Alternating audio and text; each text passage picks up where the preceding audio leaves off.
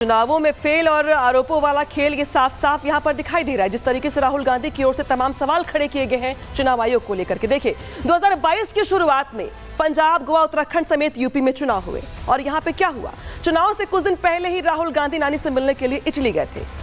उसके बाद क्या हुआ, कांग्रेस सभी चुनावी राज्यों में चुनाव हार गई। इसके बाद जरा देखिए क्या हुआ, हरियाणा और महाराष्ट्र में चुनाव से सिर्फ 15 दिन पहले वो कंबोडिया गए थे। इसके बाद देखिए दोनों राज्यों में कांग्रेस का प्रदर्शन काफी खराब रहा, बुरा रहा। इसके बाद देखिए क्या हुआ, अगस्त 2018 में क्या हुआ, छत्तीसगढ़, राजस्थान, मध्य प्रदेश और तेलंगाना में चुनाव हुए और इस दौरान भी चुनाव से ठीक पहले राहुल गांधी जर्मनी चले गए। लेकिन उसके बाद क्या हुआ, यहां पे भी अगर बात की जाए तो चुनावी हार देखने को मिली। गुजरात के अलावा हिमाचल प्रदेश में भी जो विधानसभा चुनाव हुए 2017 में, उसके 2 हफ्ते के लिए भी अमेरिका दौरे पर गए थे राहुल गांधी। उसके बाद यहां पर क्या हुआ, देखिए कांग्रेस की दोनों ही राज्यों में करारी हार हुई। तो राहुल गांधी जब भी राज्यों में चुनाव होते हैं उसके पहले वो विदेश दौरे पर जाते हैं और जब विदेश दौरे पर जाते हैं तो कुछ ऐसा बोल जाते हैं जिसके चलते उन राज्यों में चुनावी हार का सामना करना पड़ता है। हालांकि ताजा विवाद को लेकर के अगर बात की जाए तो राहुल गांधी ने जो बयान दिया है, जो विवाद खड़ा किया है, उसको लेकर बीजेपी हमलावर है। समित पात्रा क्या कुछ कह रहे हैं, सुनवाते हैं आपको। राहुल गांधी जी का यही फ्रस्ट्रेशन है कि आज वो विदेश की भूमि में जाकर भारत और भारत के महान लोकतंत्र को अपमानित कर रहे हैं, उसे बदनाम कर रहे हैं। राहुल जी अमेरिका में जाके इलेक्शन कमीशन को कॉम्प्रोमाइज्ड बताते हैं। मैं राहुल जी से पूछना चाहता हूं, राहुल जी झारखंड भी तो उसी समय चुनाव हुआ था, क्या आपने इलेक्शन कमीशन के साथ झारखंड में समझौता किया था? प्रियंका वाड्रा उसी चुनाव में जो बाई इलेक्शन हुए थे, उसी समय उसी कालखंड में जो बाई इलेक्शन हुए थे, उस बाई इलेक्शन में वो जीत के सदन में आई पैलेस्टाइन का बैग टांग करके। आप बताइए, क्या प्रियंका वाड्रा ने रॉबर्ट वाड्रा की मध्यस्थता से इलेक्शन कमीशन के साथ कोई कॉम्प्रोमाइज किया तभी उसकी जीत हुई? किस प्रकार से यह संभव हुआ? क्योंकि भारत में आज फ्री एंड फेयर इलेक्शन होता है। राहुल गांधी याद रखे कि वो 50,000 की बेल पर बाहर है। नेशनल हेराल्ड का केस चोरी का केस नहीं है, डकैती का केस है। 5,000 करोड़ की प्रॉपर्टी का मात्र 50 लाख रुपए देकर और 440 करोड़ रुपए का इनकम टैक्स गबन करके उसे चोरी और भ्रष्टाचारी नहीं कहते हैं, वो डकैती होती है। मां बेटे ने डकैती की है और डकैती करने के बाद इनकी इतनी हिम्मत है कि विदेश की भूमि में जाकर आप हिंदुस्तान के लोकतंत्र के ऊपर उंगली उठाते हैं। राहुल गांधी जिस थाली में खाते हैं, अगर उस थाली में आप छेद करेंगे तो आप देशद्रोही कहलाएंगे। तो राहुल गांधी ने जिस तरीके का बयान दिया जाके विदेशी धरती पे, इसके बाद से तमाम सवाल खड़े हो रहे हैं। हालांकि ऐसा पहली बार नहीं है जब राहुल गांधी ने कुछ ऐसा बयान दिया गया। इससे पहले भी जब भी वो जाते हैं विदेशी धरती पर, चुनाव से लेकर के तमाम संस्थाओं को लेकर सवाल खड़े करते हैं, आरोप लगाते हैं। तो सवाल यहां पर है कि आखिर क्यों बार बार जाके विदेशी धरती पर राहुल गांधी देश का अपमान करते हैं? तो क्या राहुल गांधी जिस थाली में खाते हैं उसमें छेद करते हैं? ये हम नहीं कह रहे, बीजेपी आरोप लगा रही है। रिपोर्ट दिखाते हैं आपको, इससे जुड़े हुए।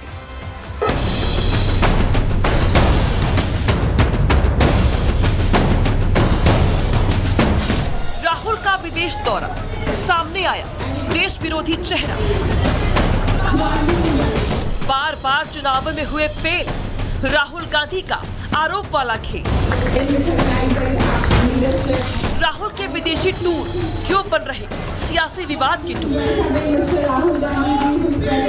राहुल गांधी इन दिनों अमेरिका यात्रा पर है, लेकिन राहुल की ये यात्रा उनकी पिछली विदेश यात्राओं से अलग है, क्योंकि इस बार राहुल गांधी लोकसभा में नेता प्रतिपक्ष की हैसियत से अमेरिका गए।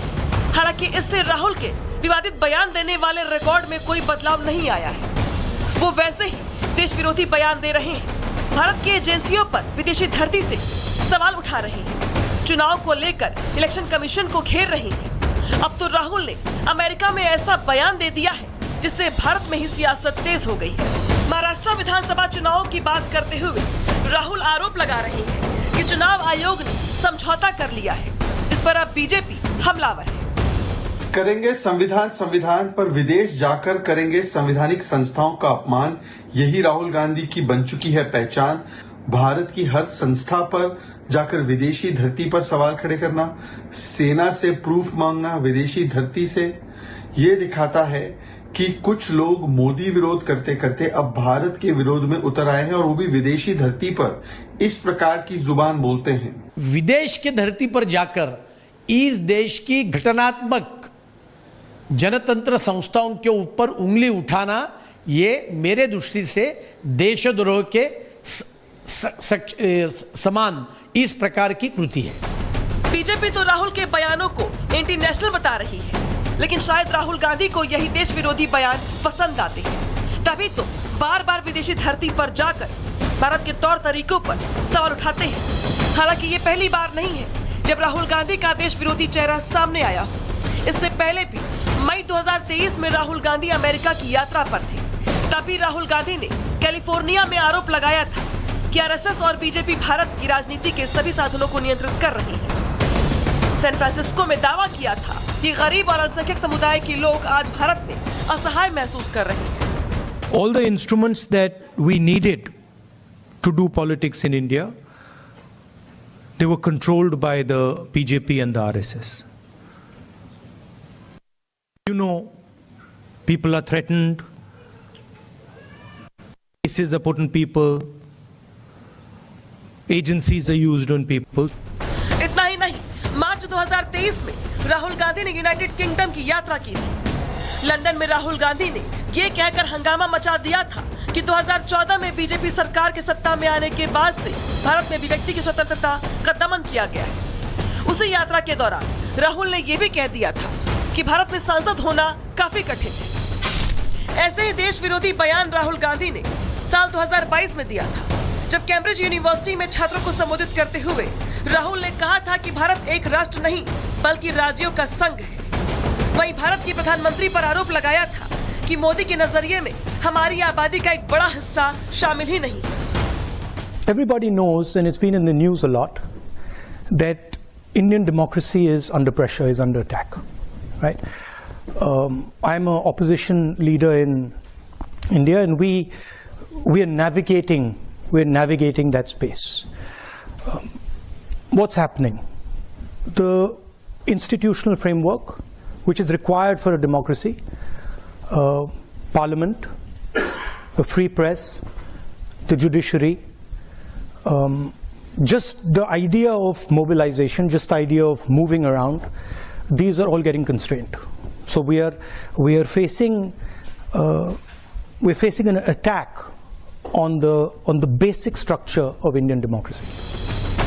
हालांकि ऐसे बयान कई और भी हैं, लेकिन इन बयानों से साफ है कि राहुल को ऐसी देश विरोधी बातें करने, संवैधानिक एजेंसियों पर आरोप लगाने के लिए विदेशी धरती ही मिलती है, जहां से वो अपनी झूठ की दुकान से देश का अपमान करते हैं। Bureau report, Republic Bharat. तो राहुल का झूठा ज्ञान और करते हैं वो देश का अपमान, ऐसा हम क्यों कह रहे हैं? जिस तरीके से उनकी ओर से बयान दिया गया वो अपने आप में काफी है समझाने के लिए। जरा सोचिए कि हुआ क्या इस बीच, उनकी ओर से क्या कुछ कहा गया। ये कहा गया कि भारत में कौशल की कमी नहीं है, ये वो कह रहे हैं। इसके अलावा क्या कहते हैं वो? कौशल रखने वालों की यहाँ सम्मान नहीं मिलता है, उनका यहाँ पे सम्मान जो है यहाँ पे नहीं होता है। अमेरिका में क्या कहा था 2024 में? ये कहा कि वैश्विक उत्पादन में चीन का प्रभुत्व है, उन्होंने यहाँ पे चीन की तारीफ कर दी। इसके बाद देखिए क्या कहा गया उनकी ओर से। सितंबर 2024 में ये कहा गया कि भारत बेरोजगारी की समस्या से जूझ रहा है। तो देखिए बेरोजगारी को लेकर के यहाँ पर जिस तरीके से उनकी ओर से बयान दिया गया, हमने सुनवाया आपको। इसके बाद बेल्जियम में क्या कहा गया उनकी ओर से? बेल्जियम में ये कहा गया कि मोदी के पीएम बनने से भारत में सब कुछ बदल गया है, ये कहा गया। इसके बाद बेल्जियम में और क्या कहा गया? ये कहा गया कि भारत में भेदभाव और